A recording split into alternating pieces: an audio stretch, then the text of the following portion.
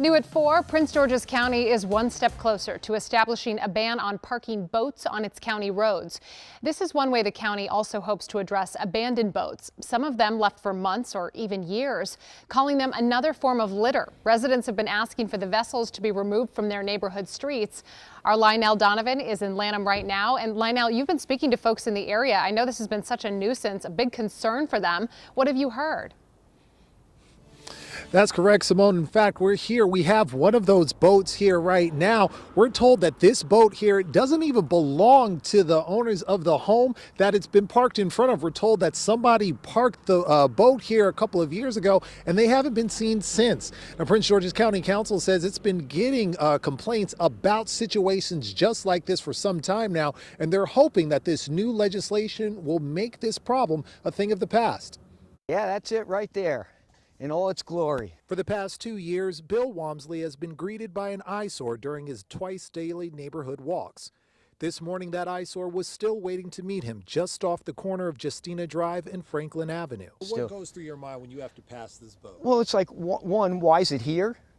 You know, it's registered in Virginia. It hasn't moved in 2 years. Why is it parked in Maryland? Why is it here in my neighborhood or our neighborhood to occupy the space? A quick look at the boat shows it's not going on the water or anywhere else anytime soon. It's putting a divot in the pavement. Oh, no. You know, that tire, while the other one's off the rim, this one's still on it, sort of. Abandoned boats have plagued Prince George's County's roads, but new legislation aims to address this issue. Today, the council unanimously approved a ban on all watercraft being parked on the county's roads. Councilmember Eric Olson says these boats on the road pose a real risk to drivers. At our earlier hearing, that a car plowed into a boat that was parked on the road, pushed it right up into someone's front yard. So these are a hazard. They're not designed to be on the road. However, removing and disposing boats aren't cheap for the county. The Department of Revenue estimated disposing of an abandoned 25-foot boat could cost around $2,500. Tracking down owners is also a challenge because boat registration isn't strictly enforced. But Walmsley insists getting these boats off the streets is worth the cost. Because it doesn't need to be here. There's no reason for it to be here. Take it wherever you want to take it, but, get it out of here.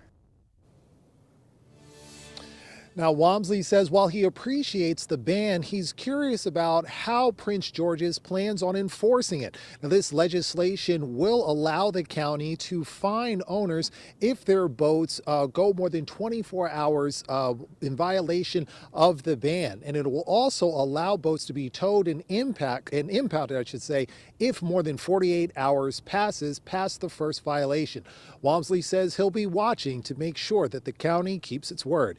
But for now, we're live in Lanham. Lionel Donovan, WUSA 9. Now, 24 to 48 hours seems like a logical, reasonable amount of time to move something like that. Years that boat has been sitting in that neighborhood.